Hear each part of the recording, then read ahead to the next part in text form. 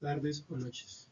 Mi nombre es Luis Enrique Páez y hoy les venimos a hablar sobre los principios básicos de emisión acústica EA con mis compañeros Valeria Laverde y Elkin Rojas para culminar en sí nuestro curso de ensayos no destructivos del semestre 2019-2 en la Universidad Industrial de Santander.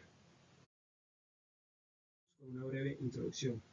La emisión acústica fue iniciada principalmente en Estados Unidos en 1948, pero la persona que la desarrolló finalmente fue Kaiser en 1950, registrando sonidos de materiales en el zinc, plomo, hierro, aluminio y cobre.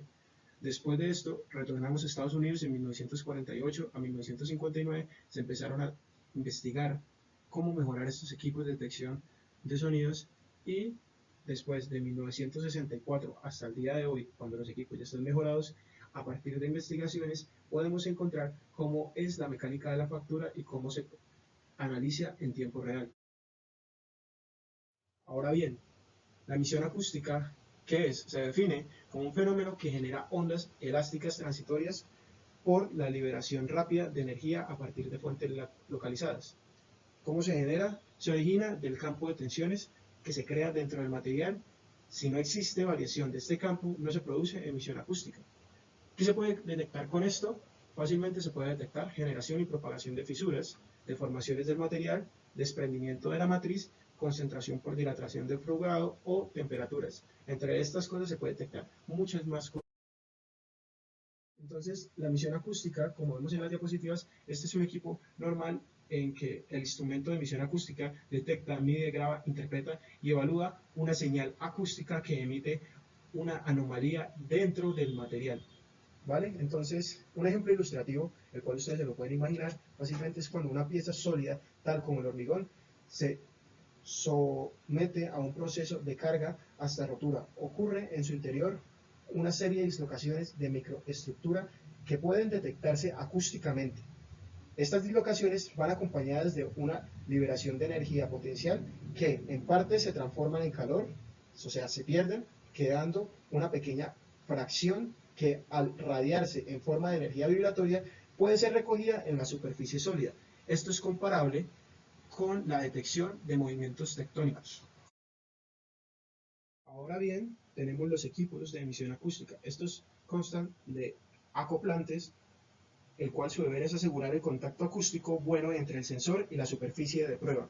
Tenemos los sensores, que son utilizados para detectar las ondas mecánicas, que genera la estructura y los convierte en señales eléctricas.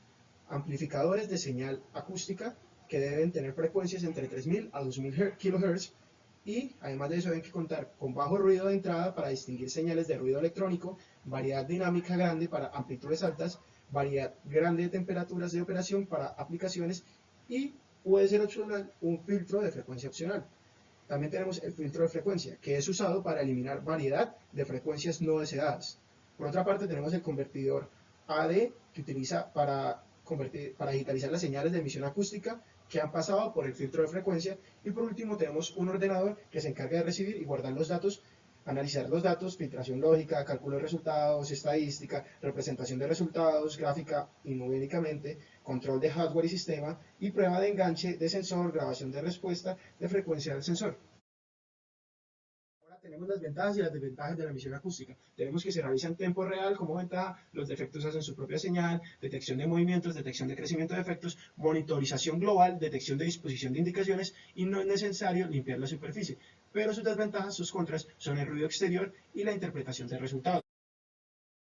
Ahora todos se preguntarán, ¿cuándo aplico esto? Entonces, esto se aplica normalmente en estudios de laboratorio, como verán en la primera imagen, también en corrosión, estudios de corrosión, como verán en la imagen de la derecha. Luego tenemos en estudios de evaluación estructural, como veremos en la imagen de la derecha en la esquina. Luego tenemos en análisis estructural en la parte izquierda, las dos imágenes, tanto del centro como de la izquierda. Y luego en una prueba de cargas tenemos un ejemplo básico de un puente. Aplica en estructuras como aviones, en prueba de materiales avanzados, como se ve arriba, en control de calidad de producción, en control de agrietamientos de soldadura durante el enfriamiento y estudios de comportamiento de materiales a altas temperaturas. El análisis de señales de emisión acústica se realiza por medio de formas, el paramétrico y el de intensidad. El paramétrico consiste en un análisis de manera cuantitativa y cualitativamente, y estos datos se recopilan en forma de gráficas. El análisis de intensidad ayuda a evaluar los resultados y el significativo estructural de cada uno de ellos. Se hace por medio de la amplitud y la duración de la señal y se determina por medio de las siguientes dos fórmulas. Por la primera, H sub i es el índice histórico y la S sub R indica el grado de severidad. Cuando se recopilan estos datos, se procede a graficarlos y según su ubicación en la gráfica se puede considerar como no significativo, leve, moderado, amplitud o extensivo. Este último tiene un mayor grado de gravedad comparado con los anteriores y pues típicos materiales que ya están fallando.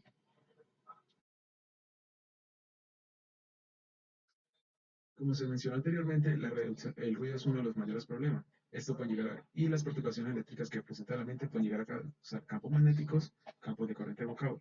El ruido puede provenir de diferentes fuentes, como un recipiente a presión, una soldadura, un ruido hidráulico, y puede ser de carácter acústico o magnético. El flujo de líquido o gas es uno de ellos. Vibraciones, movimientos de estructuras, impactos de gota o golpes accidentales que puede presentar. Magnéticos vienen más con tipo de corrientes y campos magnéticos que estén en la zona cercana. Y pues se pueden evitar por medio de apantallamientos y masas. La representación de datos se puede hacer de muchas formas. Como se puede observar en la imagen, se puede ver la forma de graficar cada uno de los datos obtenidos. Y pues ahí están los tipos de gráficas que se presentan para este tipo de ensayo. El efecto Kaiser es uno de los efectos dominantes uno de los dos efectos dominantes en este tipo de ensayo no destructivo. Este define que la emisión acústica es reversible y solo se produce cuando supera la carga máxima alcanzada en el ensayo anterior. Todo material obedece al efecto Kaiser. Sin embargo, algunos presentan una emisión al volverlo a cargar. Entre los dos ciclos de carga que ha presentado, ya tiene un daño estructural en la pieza. Y pues su mejor aplicación es para estructuras que están en servicio, cuando se desea conocer el máximo esfuerzo al cual ha estado trabajando. Si no supera este máximo esfuerzo, el ensayo no, como tal, no va a tener ninguna información. El efecto Felicity sucede a altas cargas y se define como la emisión acústica significativa a un nivel por debajo de la carga máxima anterior que se observa en el efecto Kaiser. Este sucede en materiales de condiciones pobres o cercanos a fallar. Y esto sucede porque los niveles más altos de tensión se presentan cuando el material está más débil. Y por eso aparecen ondas acústicas antes de alcanzar la carga anterior. En la siguiente se puede observar mejor. Del punto A al B se está aplicando una carga. En el punto B se retira lo que sucede en el punto C, dado que la emisión acústica las ondas acústicas que presento no son irreversibles. Posteriormente se vuelve a cargar el material y no emite hasta que supera la carga alcanzada en el punto B. Cuando supera esto, empieza a emitir nuevamente. Este es el efecto Kaiser.